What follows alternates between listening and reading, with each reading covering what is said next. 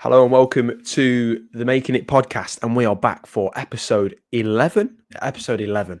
Yeah, 11 episodes in already. It's been an amazing week, not just for us personally, but also the podcast. So if you do want to quickly just take a moment and go and have a look at our YouTube, Instagram, social media and stuff as well.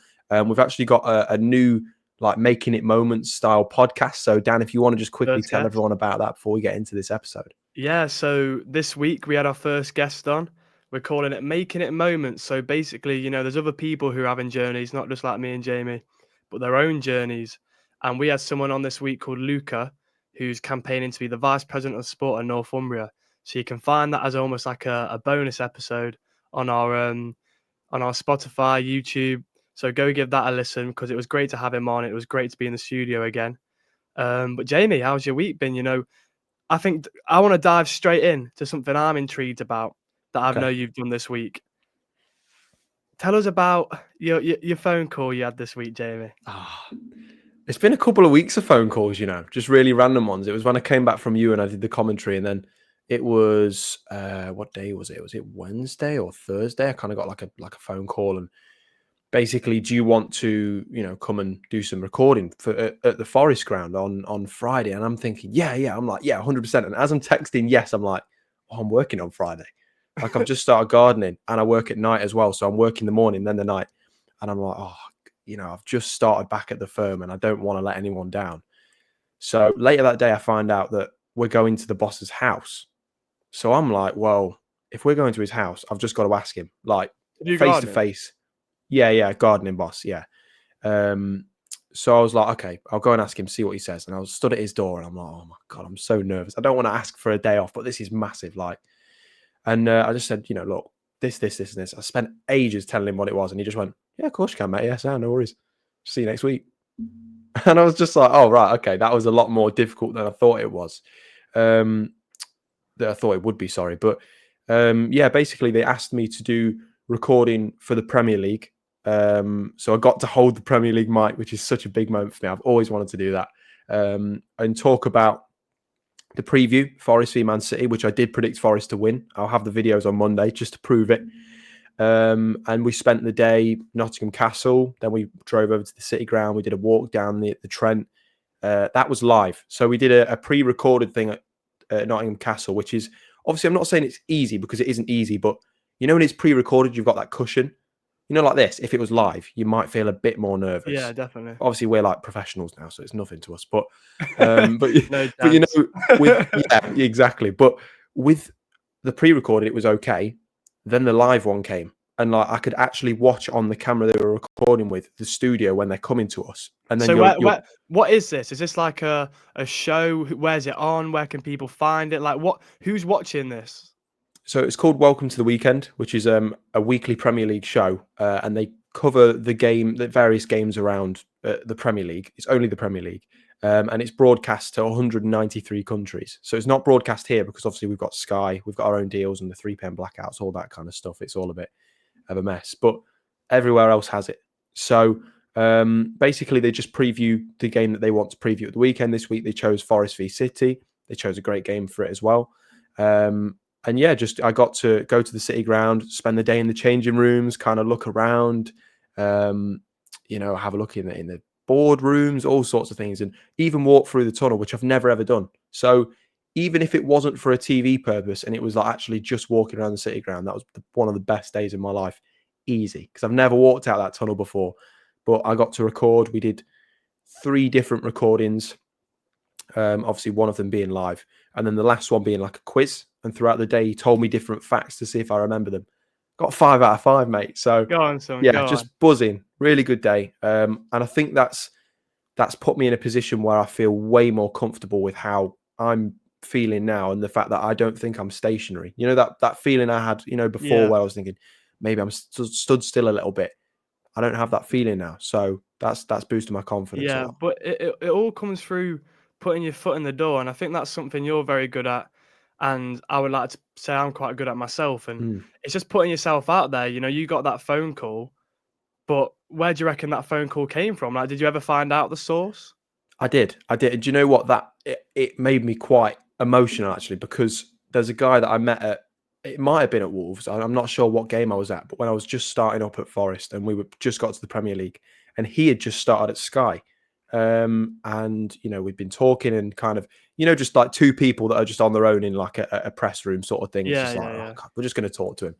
And became like decent mates. And he actually recommended me. So a big shout out to Daniel. He's called Daniel as well, so it must just be a common theme. But big shout out to him. He recommended me, and I got lucky. And when the opportunity came about, I didn't say no.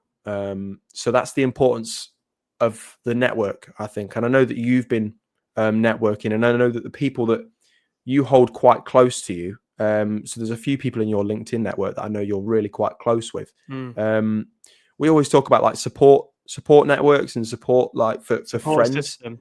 Support systems for friends. But like, do we actually talk about support systems in terms of like a network, in terms of like a career standpoint? Yeah, definitely. Your support system on LinkedIn or just in general for your career, how would you assess that, and who would you say is, I mean, I'm not going to ask you who would you say, actually, that's a bad question, but how important is that support system for you going forward into this career of yours? I think having a support system is always important. Like you say, with your friends and then people who will level you up in your career sense. But I think the main thing, and just from that story of how you got that phone call from the Premier League, like that's a big thing. And I think a lot of people think, like when they're searching for something, oh, I've got to Google, and then send emails, and I've got to try get an interview to do all these things. And like at the end of the day, man, like I've always discovered it's people. People is what will make you successful in this life. Who do you know? And it's that classic phrase, it's not what you know, it's who you know. And when you hear it when you're younger, you kind of just think, oh, okay, kind of makes sense. But bro, I've never known something so truthful. Like but also it's not just who you know, it's how you know them. Like, do you connect with them? Do you get along with them? Do you actually care for them? Because people don't care about what you know until they know you care in general. So, these people I've met through LinkedIn, Anthony Taylor's a big one, which I can shout out if we're talking about who. But these people who have took their time to phone me, it's not like they've just had one phone call. They've been happy to do more phone calls. I met for a coffee with a rugby player at Newcastle Falcons who's getting into a sports psychology. Shout out to Sebastian. He said he'd like to go for more coffees. It's having that impact on other people through just being yourself, but also being humble and actually showing you care about their life as well, and not just trying to get a benefit or a gain. And I think the big thing with that Premier League, mate, like, is putting your foot in the door. And I think it's constantly doing that. You said you felt a bit stationary, but that's part of it. There's going to be times where nothing's really ticking about, but your foot's still in that door. If you take that foot out, then the door's going to shut. Do you know what I mean? So it may start being a bit painful when your foot's in that door because the door's starting to get a bit tight, but it's worth it. And it only leads to more doors, opening more opportunities. And I think an example I had this week of putting my foot in the door was, so I get along really well with my sports psychology lecturer. There's another one, actually meeting him for coffees and asking him about his life and his like journey and like showing I care and stuff. It makes a big difference. And he invited me to this master's talk. So I wasn't even supposed to be there. I'm in my second year at uni. This talk was for master's students, but he invited me along. And this bloke called Joshua McLaren came in, who is a sports psychologist at Aston Villa Ladies. And, they did like an interview sort of style. So Julius was like interviewing him. They were having like a conversation and stuff. And then they opened the platform at the end. And, I looked around me and there was about 6 of these master's students and they didn't have the biggest energy. Maybe they're not into football psychology, but you've still got a real life sports psychologist in front of you. And they opened the floor for questions and it was silent. And I said to myself, you know what? I'll let them have the first. I've got questions, but I'm not really supposed to be here. So I'll let them ask their own questions. But no one said anything. So I went in and asked questions, and it's just putting yourself out there. But maybe for some people that's difficult. And it is like we speak about, it's backing yourself. Have you ever found a time where you find it difficult to put your foot in the door and you feel a bit like you're lacking confidence? How can you deal with that? Oh, all the time. Well,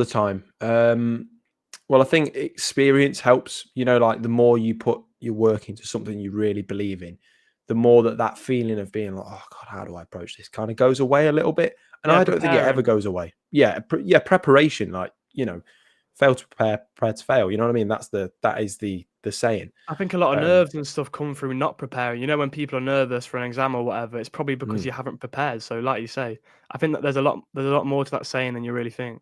Yeah, and if you go to apply to work with a company, I've actually found that most of my opportunities have come from someone messaging me, or just randomly messaging me, or through someone they know. So it's strange because the amount of time and effort I've put into making CVs and sending off emails to people that just never reply to me. Do you know, like this? I've applied recently, and I'll just be honest, I've applied recently to loads of local football clubs to help out with recruitment or to get started in scouting and analysis.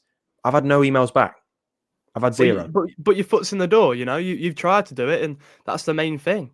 And the thing for me is that I go, that's fine. If I'm not going to be ill feeling towards them, because again, I understand people are busy and stuff. I get it, and I don't feel that ill feeling. But an email back always is nice. If someone emails me about something, even if I can't help them or if I don't agree with them or don't believe in what they're saying, I'll always email them back.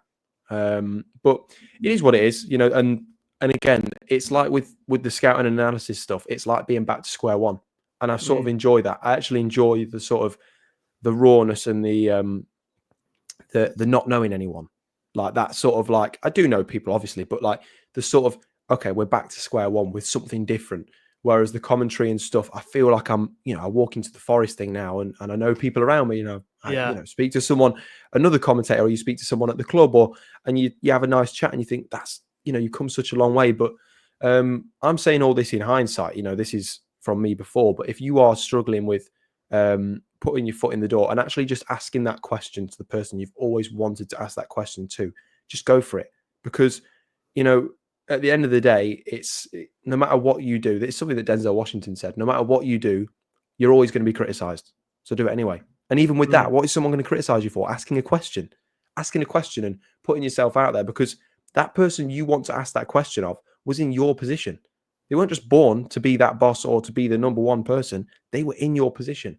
So you just got to ask it. And no matter how awkward it is, and I would say pick the right time. Like, if you see them out and they're looking a bit distressed, or like they're in a personal situation that isn't favorable, There's probably definitely don't a ask time and a then. place. Yeah. Time and a place, but just ask the question. I think some people struggle with knowing how to ask, and I've noticed with a few people on my course who, when I've told them about certain people I've met, they're like, "Well, how did that come about?" And I mean, let's take Sebastian for example, the rugby player at Newcastle Falcons, and I literally just dropped him a message on LinkedIn, and I just went, "Hi Seb, I'm looking into getting into sports psychology. I've seen your page. I see that you're interested in it. You know, I think a key thing is saying to them, listen, I'm aware you're busy. You know, make them understand, you're not expecting anything back. Like, I'm aware you're busy, but I thought I'd drop a message just to see if I could ask you a couple of questions. You know, it's starting off light and it's getting to know them, not just expecting something back. And that's the big thing. And that goes for a lot of things, you know, when you're doing anything in life, if you're trying to do something with someone or give something to someone, don't expect things back all the time, because who actually says that you're going to get something back?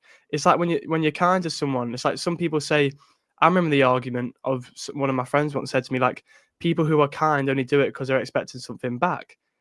But if you have that expectation, then it's not truly being kind. You know, it should just be what it is for, being kind itself, and that's the privilege. That's what you get back from it. I just thought I'd add a bit of context because I realised I'm not even. People might be thinking, "Why has Dan got a random bunk bed behind him?" But I'm currently in my granddad's house, and Jamie's in his new studio, so that's why we're looking a bit different with our backgrounds. But I'm in Warkworth currently, and I went to see my granddad yesterday, and obviously I'm still seeing him now. But went for a few pints, came back, and I conked out on the sofa as I always do. But that's another thing. Like, just take precious time with your grandparents if you're fortunate to still have them around, and I think that's a really key thing. Something I wanted to bring up this week, on Wednesday, went away to Teesside, and we lost 5-2, to put it bluntly. It wasn't the best result. We were 2-1 up, but we a few set pieces which we let in, and I felt a bit low after the game because I still haven't got a win from being a coach, and it's not easy. You want that win. It's quite a thing you can become quite desperate for, but it's just understanding and trusting the process. And like we spoke about in the last episode, bro, about the boat and letting the wave pass. Like, I just let the wave pass because I was starting to get in my head thinking, am I good enough for this position? Like, do the lads think I'm good enough? You know, a certain lad shouted across the pitch when we were playing, but I came to realise he actually did that because he made a mistake himself, and that's the thing of not assuming, because if you assume things, you know, you can go down a very big dark hole. And just communicating, you know, I found that out through asking what he thought of the game. You know, that's how it goes. And I think a big thing with putting your foot in the door is, you know, it is about, I would say, being brave in the way of like just doing it. But I also think it's just about being yourself and, you know, talking to people and caring for people and communicating with people on a humble level. But then, yeah, the guest on Tuesday, I think that relates to good people as well, because I think good people make the world go around, brother. I think they really do. And I think without good people like yourself, you know, I gotta say, Jamie's a good person on here. And you, man, and You you. know, the world won't go round. And I mean, Luca was a great guest because I had a couple technical difficulties with it, and he was so patient. And that's another thing. If you're putting your foot in the door, be a good person, man. You know, have good intentions. What's the time where, aside from this Premier League, with putting your foot in the door, where you really thought, you know what, when I put my foot in that door, that opened up a lot of opportunities. Hospital radio, you know, just that was it. You know, when someone texts me and asks, again, it was a text this time, do you want to come and do you know, a coverage of Notts County v York City at Meadow Lane? I was like, yeah, okay. Turned up, as I say, in a suit. I always say this story. That's And so funny, everyone else man. is in a hoodie and jeans. I look like a right idiot, you know. I've got a packed lunch from my mum, and everyone's like, "What are you doing?" You know, this guy's an idiot. But you know, that was the moment because yeah, you can imagine it as well. Just And your sandwich. I'm ready honestly, for the I day. just had this bag of food, like a little like Tesco bag of food, and a suit. I look like a right idiot, and You were these like prepared though, you over-fitting know? trousers. Huh? You were prepared though, weren't you? I was prepared. Exactly. Yeah, I did say you got to prepare. But you know, that was the moment because I felt like I didn't actually realize how important and massive hospital radio was in the moment. You know, I just thought, wow, this is huge for me. But then it's like, it's not. This is huge for everyone because, like, you know, I didn't realize that with me joining the other things that would happen in my life after that, and also the things that happened at NHR after that, which are not, again, not solely down to me. Steve, Rajiv, Rod, everyone at NHR take credit before me because those guys saved the station during COVID.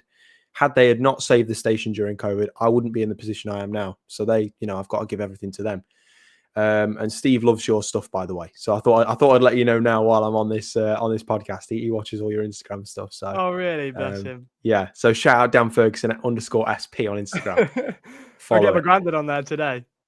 Are you? I asked him what his reason why was, so that's scheduled for 5 o'clock today. Be there. Share it onto the story as well because I want to see that. I will do big time. But yeah, I think that like the hospital radio thing, you know, because the importance of taking opportunities is that not knowing where they're going to lead sometimes. Sometimes it is just taking that initial leap and going, I'm here. And sort of, it's kind of weird. It's like taking a leap, but looking backwards. Like you're taking a leap, looking backwards, not knowing where you're going. And then that moment that you turn around, you just see the vast opportunity in front of you. And that's how it felt with NHR. I didn't really know what was coming forward, but you know, it was when I spoke to Darren Fletcher and he said to me, you're in the perfect place. And I'm like, am I? And he's like, yeah, hospital radio is like, that's huge. You know, you get an opportunity every week to commentate on football. I'm like, oh yeah, that's true. You know, and through that, I've got a portfolio, I've got contacts. And so when that opportunity comes about, you got to make time for it. And I know that's easy coming from me, but like, I'm a busy person. Do you know what I'm saying? Like, I make time for these things. You've got to make time for these opportunities. So what's a sort of a time when an opportunity has come by for you spontaneously that you would say has either changed your life or at least had a profound impact on it? I don't know if I can ever go as far as change my life. Because that's a big one, in it. That's a big one. But I think a really big one in terms of my sports psychology journey, which changed my sort of trajectory in that, because I was at a position at that point, first year of uni, had no connections. I just knew I really wanted to do sports psychology, and I'm working at the bar in Red House, and John Fleetwood came in and he was having a drink, and you know, I just got chatting to him, and I think that's a big thing. Get chatting to people, you know, ask about them. And he was saying that, you know, he studied at Newcastle and he does sports psychology. I just said to him, like, look, man, like, I'm not asking much at all, but if there ever is an opportunity that I could get involved in, let me know. And I ended up meeting up for a couple of coffees with him. He taught me a few things about sports psych, the pathway, different aspects of it. And then before you know it, it's just led on to really big things. You know, it's led on to me doing my motivation program with the swimmers at Leek, which we wrapped up this week, which was it was actually nice because Noah got involved for the first time. We had to do it over Zoom. John was there, and the kids, there was about 5 kids in the workshop, and basically they were asking us questions about our marathon. But John was saying, like, they were so buzzing to be able to talk to me and Noah, and it's just nice to have that impact. But I would say meeting John was a big one, because then I went on to meet people like David Charlton, who's a big sports psychologist around the Northeast. And that gave me the confidence to then go on to meet other people and talk to other people. And that was a big one. And I think also with putting your foot in the door, I think with this coaching opportunity, you know, I searched up internships at Northumbria and I saw a football coaching internship. I was originally looking for a sports psych one, but I found a football coach one. Went for the interview. I didn't get it first time. However, because I put my foot in the door, they recognised my face. They knew who I was. I then went for a coffee with Michael, the head of football, and he said, look, turns out we've got more teams this year. Like, can we have you on? And, you know, that's turned out to be a really great opportunity, which I do not take for granted. I'm so grateful for it. And I'm learning every day with it. And, you know, I'm privileged to be able to go for coffees with Michael. And he said to me that he'll look to see if I can have the opportunity next year as well. So that was great to see. And it's just, once your foot in the door as well, that's another one. Once you have got your foot in the door, what are you going to do? How are you going to show and prove yourself? One, working hard, just making sure you work hard. And I think that just ties into being there, you know, showing up. You know, if there was a time this Tuesday where one of the coaches was sort of left in the mud. He was by himself. He hadn't planned anything. He was with players he didn't actually coach, but they needed a session. And I just stayed on for another hour and a half and I did the session with him. You know, being there, after your foot is in the door, it's keeping that foot through the door, you know. We're not going to call this episode The Foot. Or The Door. But I think it makes a big impact of working hard, giving that extra mile, and showing you're committed, you know, taking that time outside of the hours you've been logged to do. You know, there's things like what are certain things you've done with your commentary maybe which are outside of the commentary hours, which, you know, prove yourself a bit. Maybe certain things you research, or, you know, certain things you consume. Maybe you've took time to have phone calls just of the benefit of learning. You know, what are certain things you've done once your foot's in the door to sort of keep it there? Emailing people, emailing people that know people, you know, like if you know someone that knows someone, speak to them, you know, and again, don't do it with the primary aim to speak to the other person that's on the other end of the line. You know, you should take an interest in someone for that person, you know, as you've already said. So yeah, phone calls, emails, you know, just doing your highlights, you know, for the football. I have to do them, but technically it's outside of my commentary hours. So sitting up here and piecing together the action from the week, which obviously for the Man City game, I would have loved to have been the main commentator for, but I was on co-coms. So sometimes it is about, you know, having those moments where, you know, you're not the main man for it, and it's a bit gutting because it's like you really want to be there and doing it, you know, the big thing. But, you know, just the opportunity to be there is incredible, especially for a game like yesterday when Forest won. I mean, I went mental, absolutely mental. That was one of the only times where the impartiality has cracked a little bit, and I've kind of like been under the table like, yes. You know, I would have been happy with 0-0, to be honest. So when we went 1-0 up, I was like, wow. After the first 20 minutes, I was like, I would not be happy with a draw here. No Why? way. Like, because you can see the potential and the way that Forest were playing. If they had took a draw there, I would have been, all right, it's a point against Man City. So obviously you're going to find a little bit of solace in that. But then you're going to look back at the game and go, how didn't we win that? You know, and this is the thing about football, is that even if you're playing a tougher opponent, watch that first 20 minutes. And like, obviously it's different for you compared to like Nuno, etc. But oh yeah, definitely. Like, it's a little bit different, but Nuno wouldn't have been happy with a draw against City because he saw that first 20 minutes and he saw how well his team played and the mentality and how the fans were and everything. But sorry, I'm verging off the point. But yeah, in my spare time, you know, if you are dedicated to something and that foot in the door actually means something to you, then you put in the extra hours talking to people, doing your research, you know, with commentary, doing your research, like with the scouting and, you know, the football coaching stuff. I'm doing my FA level 1, had my second session yesterday, so I'm halfway through. And you know, I'm always watching coaching videos. I'm always watching things on tactics. But the thing is, I've tried to look at, and I'm going to ask you about now, because I've had a really big focus on the tactical side of football coaching. So I came to a bit of a conclusion like a couple of weeks ago where I was like, okay, so I think I'm understanding the tactical side a lot more. Like I can analyze a game of football, it's good, but what about the other side of it? Like the intangible part that you as a manager can't physically sculpt on a tactics board, the mentality, leadership. That's something that's really important. So I bought that book that you've got as well. It starts with why. Yeah, by Simon And it's Sinek.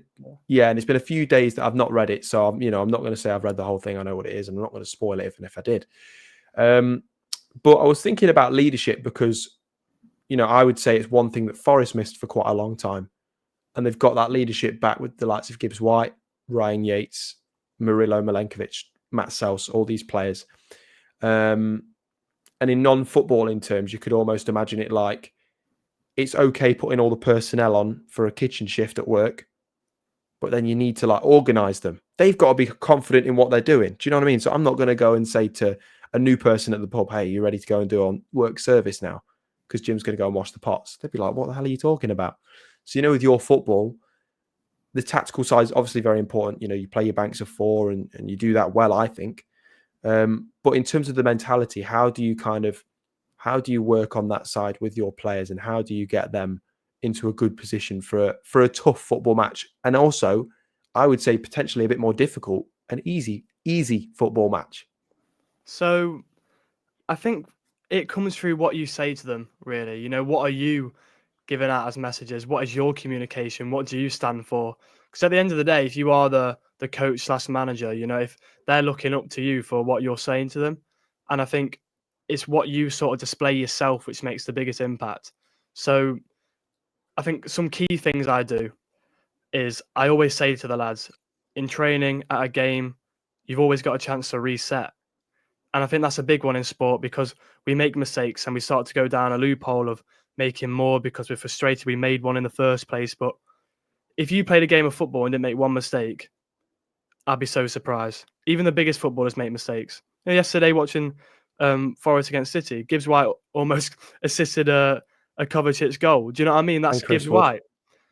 So people make mistakes even at the highest level. So it's understanding how you bounce back from them. So I always say to the lads, you've always got an opportunity to reset. I think also I like to give all the players a voice. So in terms of mentality, obviously it's good to have a certain mentality, but I also think it's good for the lads to feel involved. Give them that confidence. And I always say, look, like lads, I say my piece, and then I go, I'm going to open up the floor now before the game. I do it at halftime. I do it after the game. What does anyone else want to say? What does anyone else want to get out there in the huddle, in the changing room? Just before the game when we're talking, I'll always give them a voice. So giving that sort of, everyone's involved, like that's a good thing. I think especially with a team, you need that in a team environment. You want that mentality of everyone feels involved. Everyone's got a place in the team. And if everyone has an opportunity to have a voice, then they're going to feel that way. And I also think another way I try to get the players to all feel involved is I did it like here and there, but now I do it before every game because why not? And one of the lads, Robbie, said it's a nice little touch, so I'm going to carry on doing it. Before every game, I don't know if I did it when I was with you, actually. I don't think I did, but on a small piece of paper, I write a message to every player. And I say, I don't know, let's say Robbie, for example, his message was just the word believe. He scored 2 goals. It wasn't because of that message, but maybe that gave him a bit of confidence. And it's getting everyone involved. And so the 2 key things I probably take away from that in terms of the mentality I've tried to portray is, lads, you've always got an opportunity to prove yourself after a mistake. You've got a chance to reset. And second of all, lads, we're all involved. We're all in team. Let's all play for one another. And I think that all ties into one really as a team. So in terms of mentality, I think it's a big thing because maybe some people might ask, what does a sports psychologist do? What do they do to impact mentality? And every individual is different. So you'll have one-to-one meetings with individuals and you'll work out a certain mental framework, which is almost like a mental framework. I'm just trying to think of a way to sort of describe it. It's almost like, I don't know, maybe the certain ingredients. Let's say you have a favorite meal, right? A favorite pizza. You know, what ingredients go into that? Let's say the mental framework is those ingredients coming into the pizza as a whole.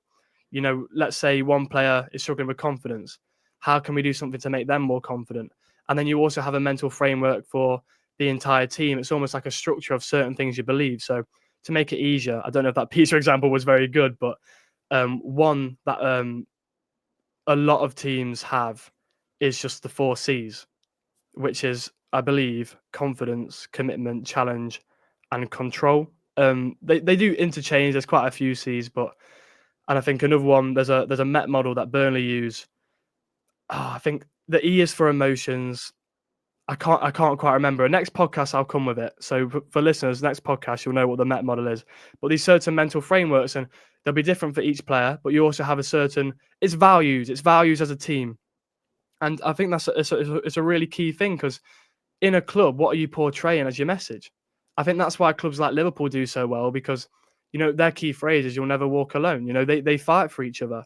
You look at a team like United and the culture. I think anyone can notice they're not really there for each other. They're not really there for anything really at the moment. There's not a lot of fight there at the club because what are they really fighting for? There doesn't seem a lot of culture, and that's why I'm so intrigued in all this because everything about teams and culture, environment, and mindset is it makes such a big impact. I just wanted to shout out my girlfriend on this podcast because, and this links to putting your foot in the door. I think if you are struggling to put your foot in the door, just ease yourself in a little bit. Just ease that foot in the door a little bit more each day. Scarlett, my girlfriend, ran her first 5K last week.